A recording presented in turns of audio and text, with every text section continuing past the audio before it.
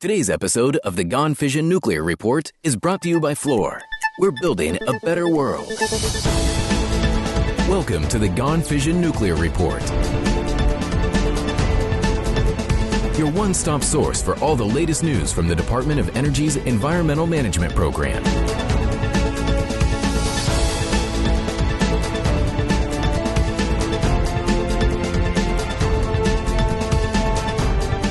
Now, here's your host, Michael Butler.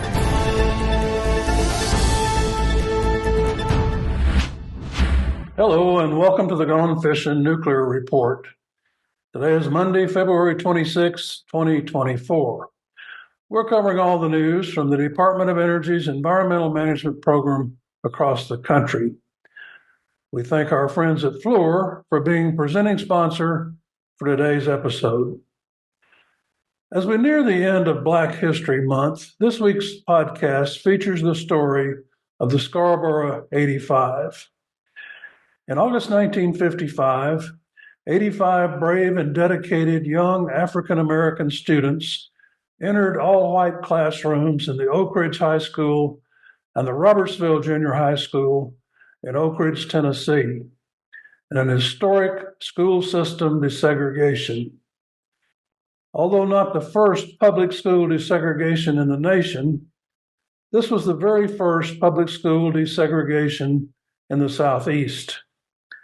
As such, it challenged the racist and sometimes dangerous Jim Crow culture.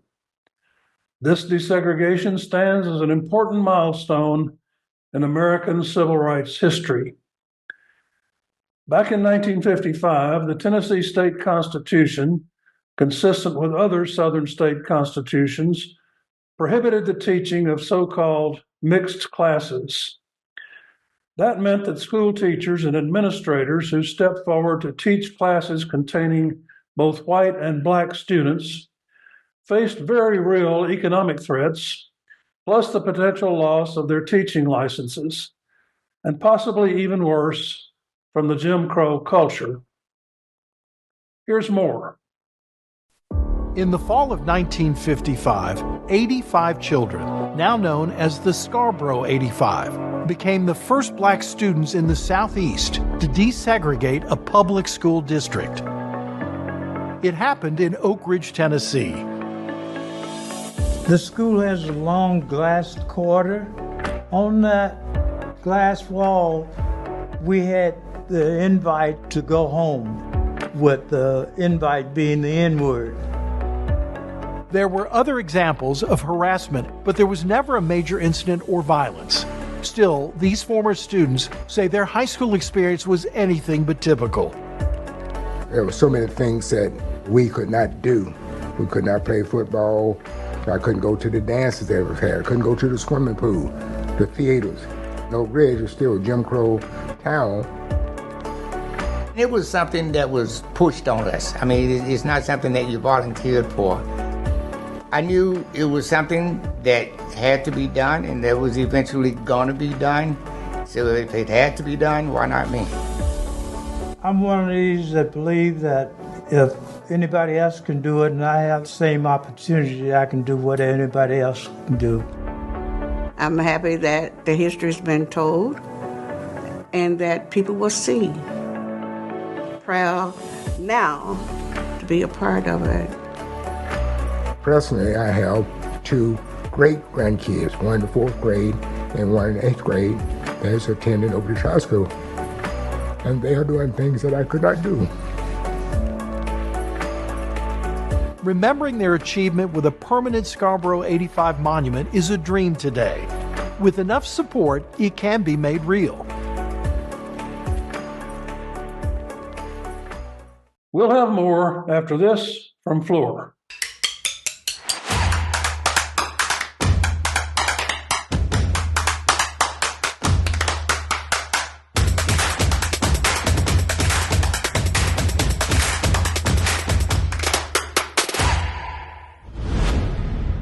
The courage of the Scarboro 85 students, their parents, and teachers contributed to racial progress in our nation at a pivotal time.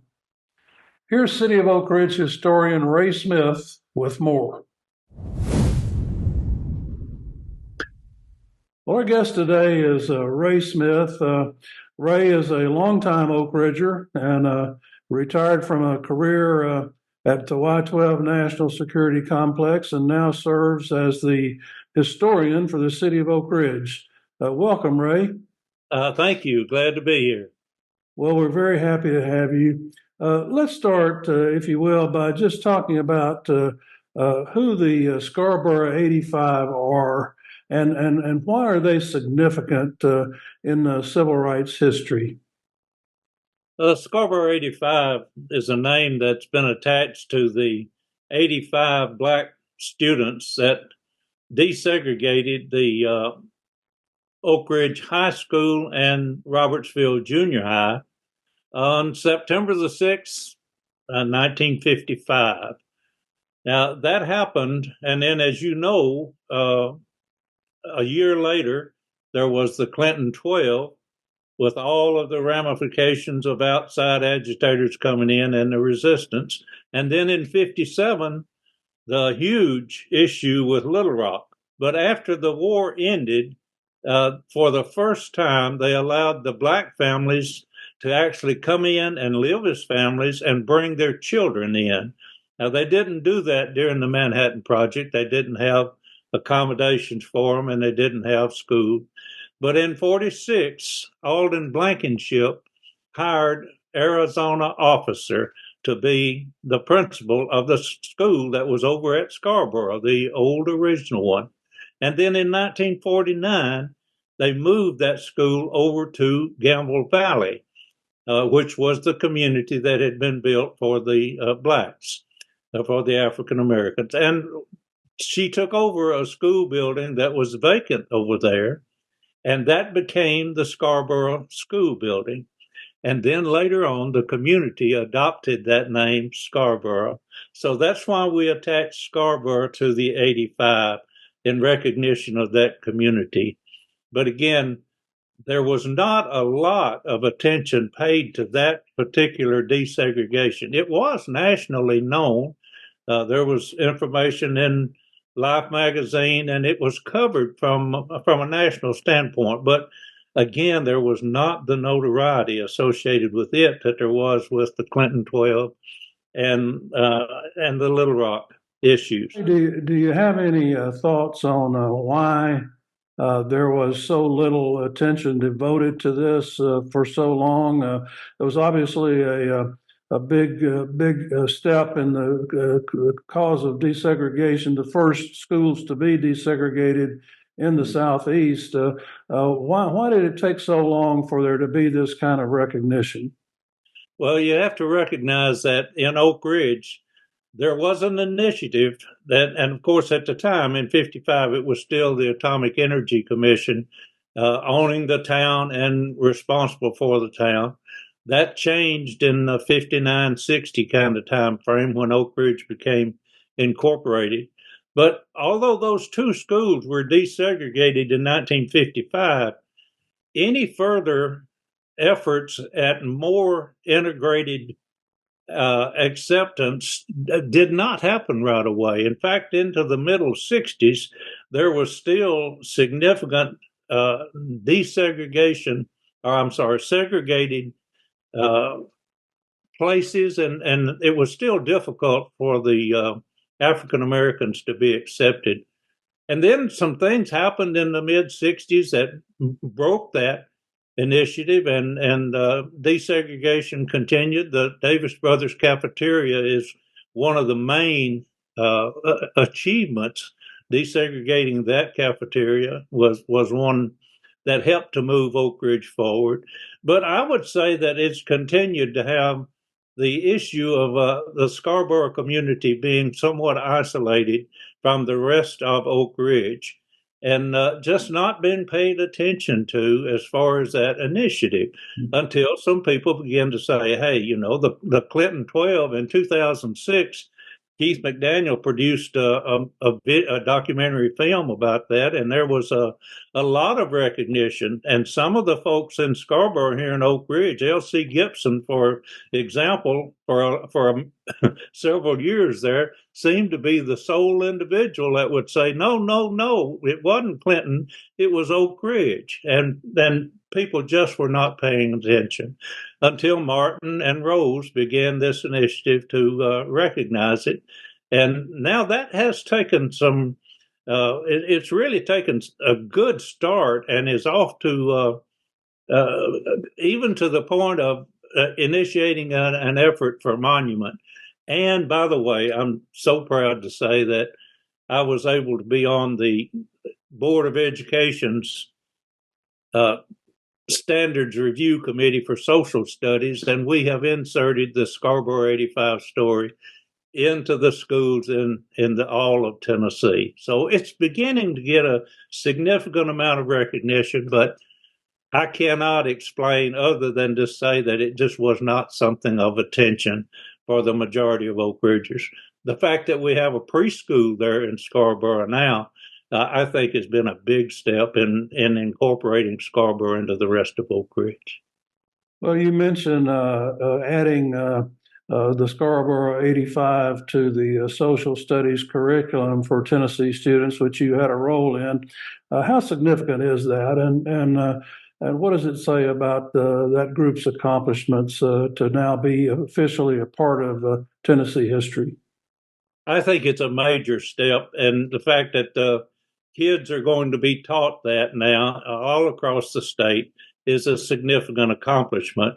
Also, it will begin well, it's already begun, but it will help us to move the process along of getting Oak Ridge included in the civil rights trail. And in the next thing we've got to do is get to the civil rights museums all across the nation and get that Scarboro 85 story inserted into those museums and into the official recognized civil rights activities that took place across the Southeast.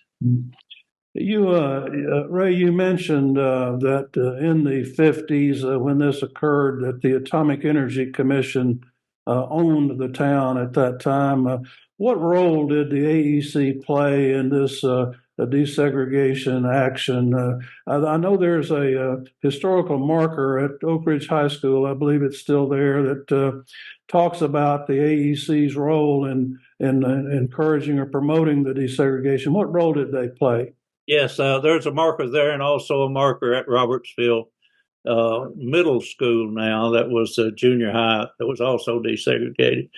Actually, what happened is the city council, under the leadership of Waldo Kahn, had already started talking about desegregation even prior to the Brown versus the Board of Education. So it was not anything all that new, but it did gain a great deal of support when the Atomic Energy Commission said desegregate the schools.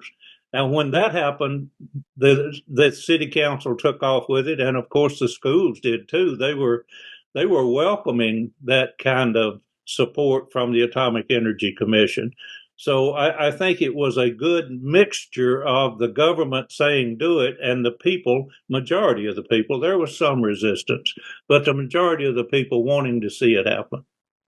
And this was kind of an extension or part of an initiative by President Eisenhower to desegregate schools across the nation. Is that correct? And the military bases were the first ones that received the order. And of course, if you just think just a little bit in the right direction, you could consider Oak Ridge similar to a military base at that time. Mm-hmm.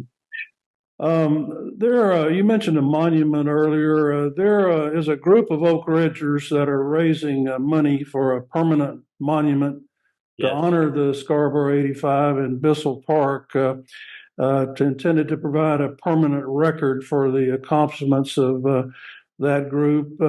Where do plans for that monument stand now? Well, we have a committee that's working on it. John Spradling is chairing the committee. along with Rose Weaver and others. We have engaged the architectural firm that did the design for the International Friendship Bell. That'll be very close to where the monument's going to be located. In fact, it'll be located at the original site of where the Friendship Bell was. And we've also engaged the high school.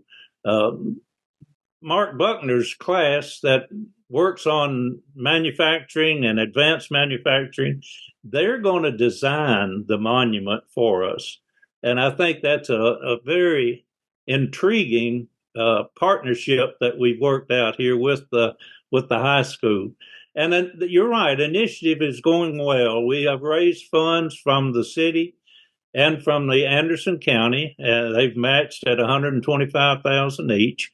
And that's a really good boost to get us off and running. We also have requests into the state. And I just learned this morning that we might hear from the state sometime in March. So I think that's going to be a significant contribution as well. And then, of course, we've got some connections to national sports that we'll draw on. And it's just an exciting thing to see happening, as it's beginning from a groundswell of let's recognize these folks to now we've got something very tangible that we hope to have in place. And by the way, that monument's not going to be a group of statues.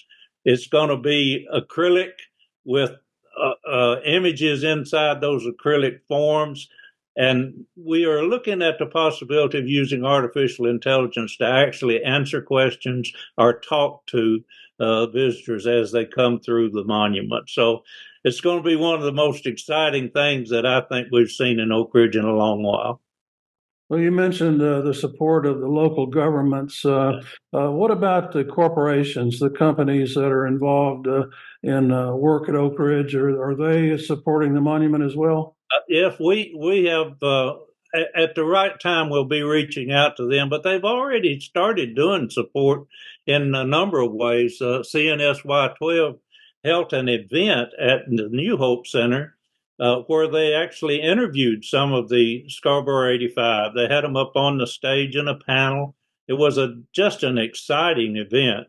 And now within the last week, they have released a video that they produced as a result of that meeting. So I think we've got substantial support from the major contractors, and both in kind and expecting that there'll be financial support as well. I don't know if these are the latest figures, but the website for the Monument Committee says you've raised a little over 10% of a $2.9 million goal. And I think we should note that individuals can contribute to the monument by visiting Scarboro85monument.com. Yes. If you're interested in helping to support the creation of the monument at Bissell Park in Oak Ridge, Scarboro85monument.com is the place to go. It's spelled Scarboro. We always get the confusion with the original name and what it's been shortened to. Right, that's good. Finally, Ray, can you help us put the actions of the Scarboro 85 into some historical context? Looking back on this, it's been almost 70 years now. Why was what they did important, and what role did it play in helping to ignite the civil rights movement and desegregation across the country?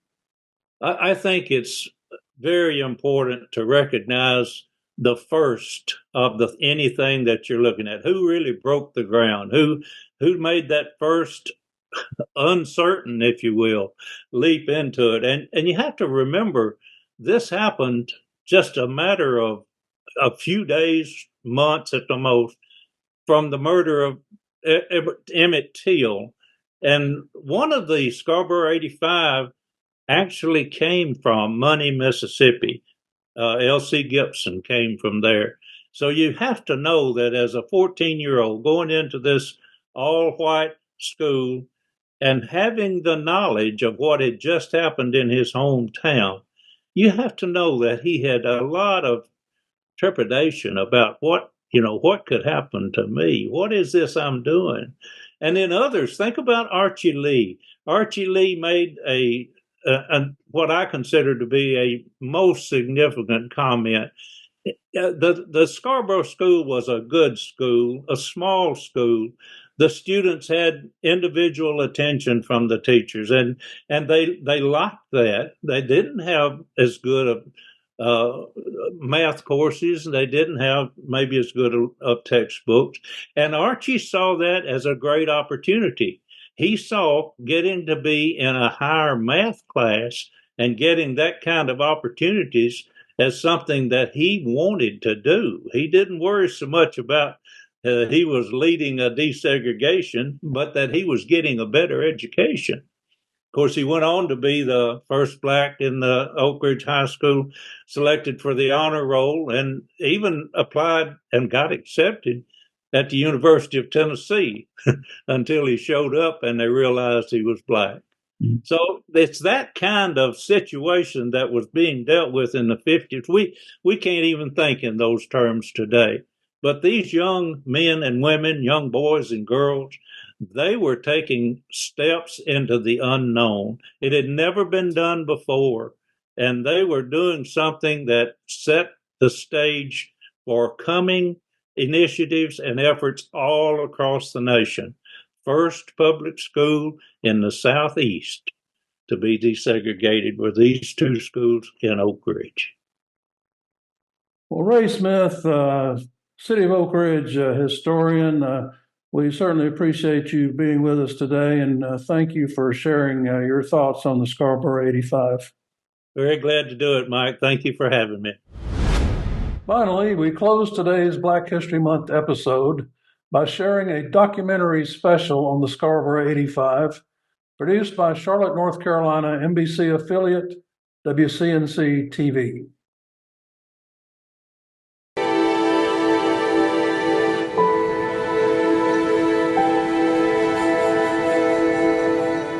Inside the secret city is a community named Scarboro. This predominantly black community looked a lot different in the 1940s, 50s, and 60s. But despite Jim Crow laws and segregation, students from this community, black students, would change the course of history in Tennessee and in the Southeast by becoming some of the first to integrate schools. Here's how their story began.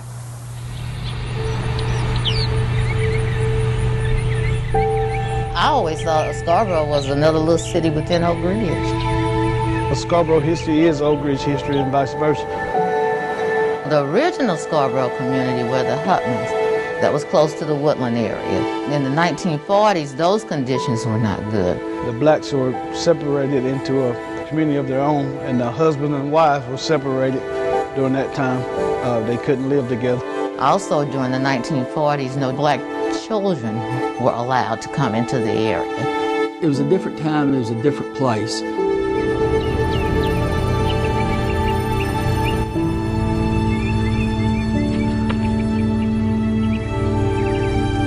I suppose the Scarboro community was at that time about a mile and a half to 2 miles from the city of Oak Ridge. It became more of a hustling, bustling community. The members of the Scarboro community, just like the other communities in Oak Ridge in the 1950s, were employed at government facilities, the plants, or perhaps in the school system. In that time frame, most of the people that lived in the Scarboro community was either janitors. They did not have any professional jobs, although some had college degrees, but they could not have work in a scientific lab or what have you. Black parents that were recruited to the area and children were allowed to come. There was no school out here originally for blacks. They were bused to Austin High, which is in Knoxville. The federal government says, well, hey, we've got to build school for these Negroes.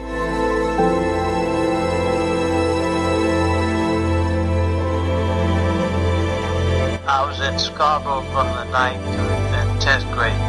Scarboro, we had some of the best teachers, like Mr. Fred Brown. He went on to Oak Ridge High School and then went on to UT and excelled. But a lot of the other teachers was likewise. They were very well equipped to teach. The teachers were outstanding, but we did not have, the school did not have the resources and the material that was needed to advance. Education is at the heart of this community. The streets in Scarboro are named after historic black colleges and universities across the U.S. This community was and still is deeply rooted in learning. Coming up, how a big decision in the 1950s changed the course of learning for generations to come. Before the Clinton 12, the Little Rock 9, or Ruby Bridges, there was the Oak Ridge 85. In September 1955, 85 black students integrated into Oak Ridge High School and Robertsville Junior High.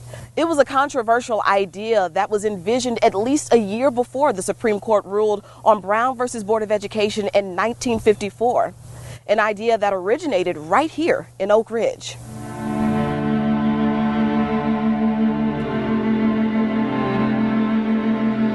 In 55, we were not an official city. We were operated under the control of the Atomic Energy Commission. There was a town council that was advisory in nature, but did have political influence. The Department of Energy had been talking about it, but Waldo Kahn was really pushing.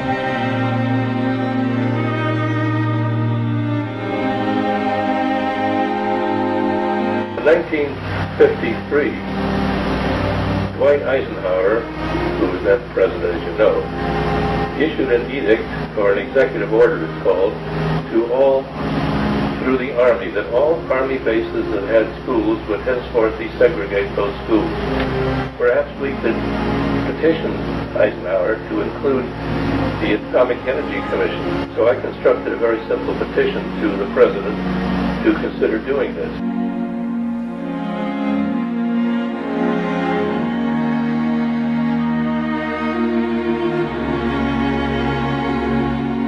5 members said we think it's a great idea, said vote aye, and 2 members said no.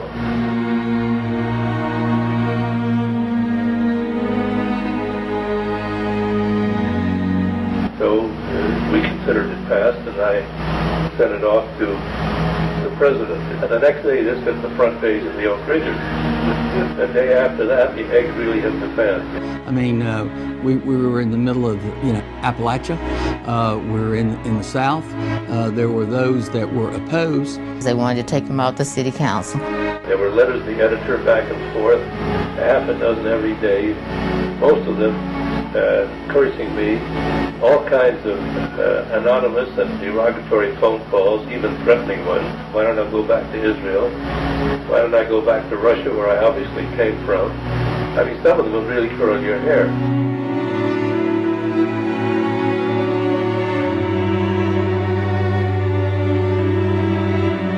In 1954, later that year, the Supreme Court passed the famous desegregation opinion, which made the whole thing, as the lawyers like to say, moot. The Atomic Energy Commission made the call. The Atomic Energy Commission said it's time to start the integration of the schools. That did not happen all at once. The high school and junior high were integrated. They helped change the course of history. Those students had a difficult task ahead, one that had never been done in the state or in the Southeast before. Next, we take a look back at their first day of school. The first day of school can be exciting or nerve-wracking for any student.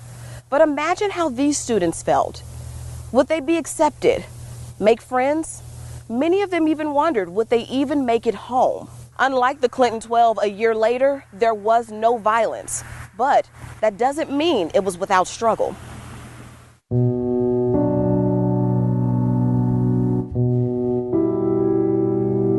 Some families felt uncomfortable. Some of them were not ready. They didn't know how they were going to be accepted.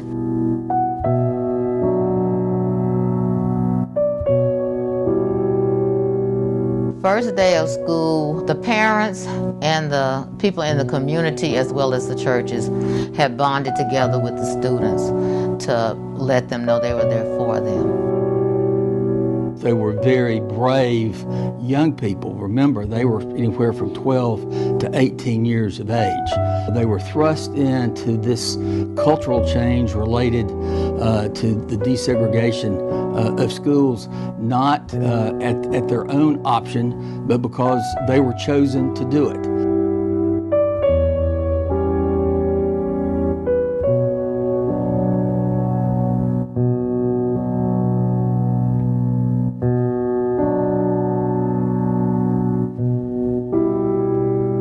Some went to Austin. They went to the all-black high school in Knoxville, Tennessee, and ended up graduating there. They opted to do that. And then others just decided not to pursue high school, to get a job, a career. I think even a few even went into the military. I do not recall anyone coming down to my class and going over the do's and the don'ts. And now you've been cast into a situation where there's approximately 1,700 students that do not want you there. So my mindset was for me to not get expelled from school. Some students were excited, not all students, but some of the students did get that opportunity to have some idea of what it was like.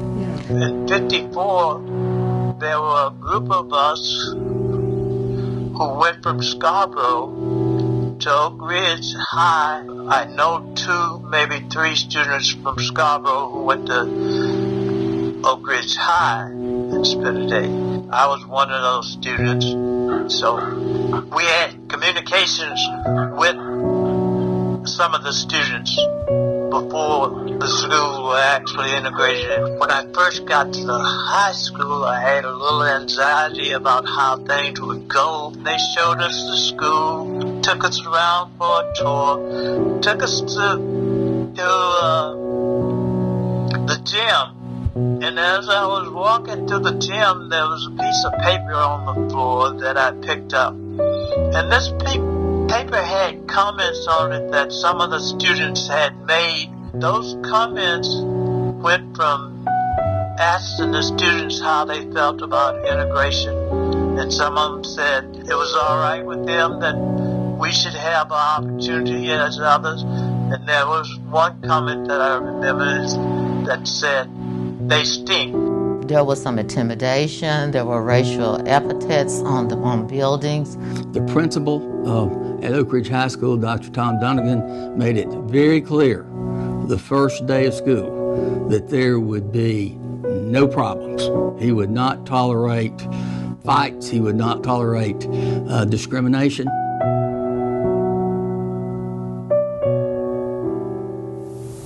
Despite the efforts of the principal and other adults, there were fistfights and other incidents. Some students did feel isolated and afraid. Other students felt accepted. Next, you'll hear from the 85, their voices, their stories. 85 students, 85 perspectives, and 85 different experiences. But one thing many students can agree on, it took courage and grit to walk this path. If I had a do-over back in '55, I would greatly prefer to have stayed my 4 years, 9th grade through the 12th grade at Scarboro School. 9th grade through the 12th grade, well, I may have had another black person in one of my classes for the whole 4 years I was there. That's some of the teachers that may be teaching that class really did not want me there. I did not involve myself in any activities at school outside of my classes. I did not join any clubs, anything after school. I repeated that for 4 years. I get on bus number 18, leave this community, go to Oak Ridge High School, get off the bus, repeat. I did the best I could, like in school. I showed what was in me. They saw what was in me. The rest is history. You got to take care of the opportunities put in front of you.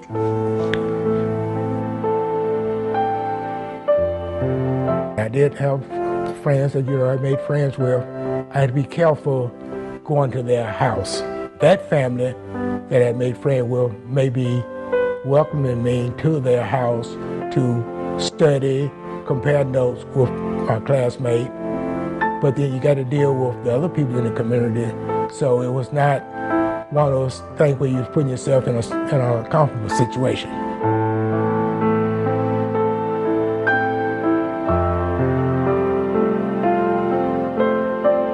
They were great athletes, from what I've been told. They set some records, but during that time, records for Negroes were not accepted. There was an away game, the coach would call him in, and he'd say, "I'm sorry, guys, but you're not going to be able to go." They were exceptional students. They committed themselves to excel academically, athletically.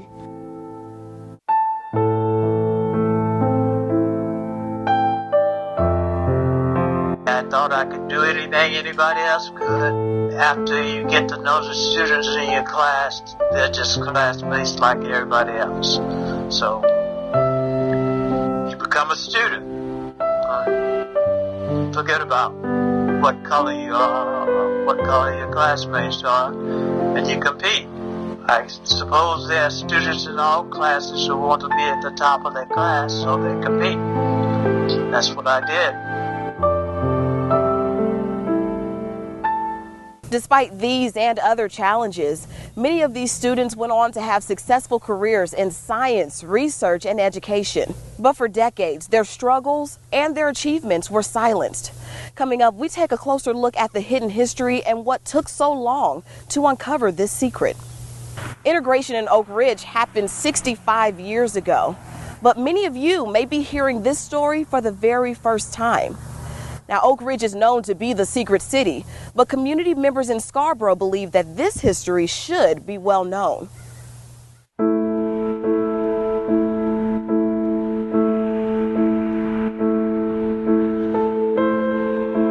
It's a hidden story.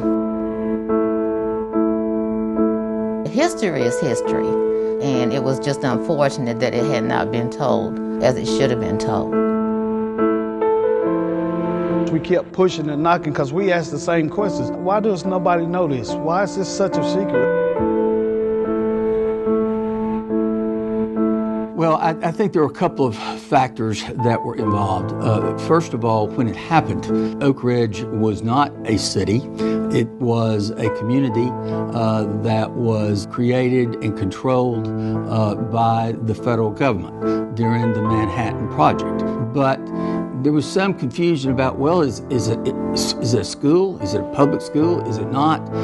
And so I kind of think it got lost in the crush of events that soon followed in 1955 to 1956 with Little Rock, the Clinton 12, violence and the integration of other facilities across the South.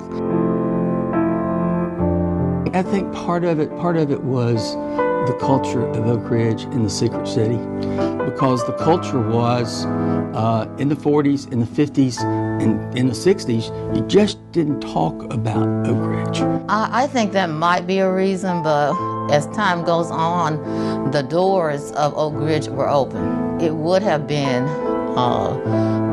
good to find out a little bit more about how integration transpired in Oak Ridge. I'm sad to say, if you look around the city and look in the museums and the monuments, you don't really see any of our presence. Mistakes were made. It should have been more widely talked about for 40 years, 50 years. This is their time. This is their story. Again, it is long overdue in terms of them getting the recognition. They just were always patient and hoping that they get their day. Telling history is preserving history. only about 20 to 30 students of the Oak Ridge 85 are still living. If this story is not shared, many feel that it will die too. Coming up, how leaders are preserving this trailblazing history. From plaques to proclamations, this secret is finally out. Now members of the community are more determined than ever to cement this moment in history for generations to come.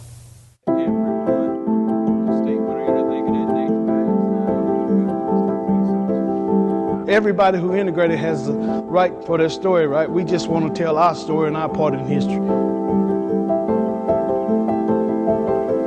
This story has got to be told because most of them are in their 80s and late 70s, and a lot of them have gone on to heaven. So we was like, man, we got to do something, and it's got to be now, and we got to get this story turned. So we started trying to just do everything we could to bring light to it.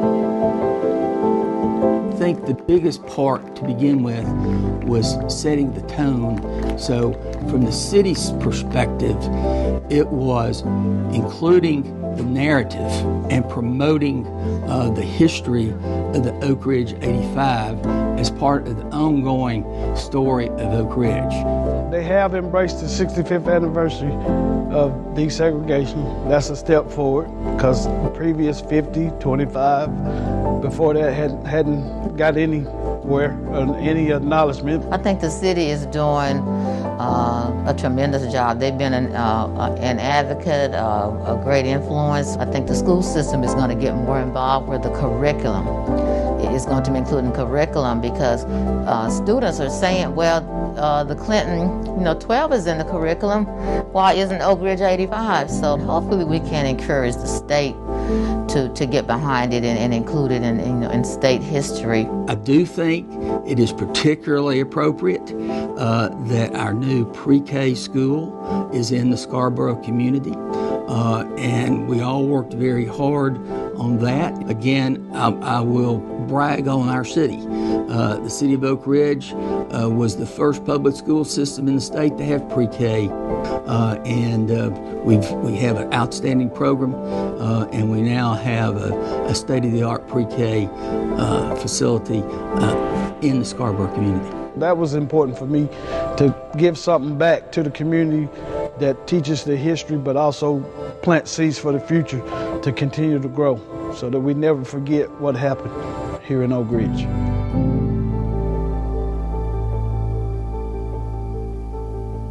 Today's episode of the Gone Fission Nuclear Report is brought to you by Fluor. We're building a better world.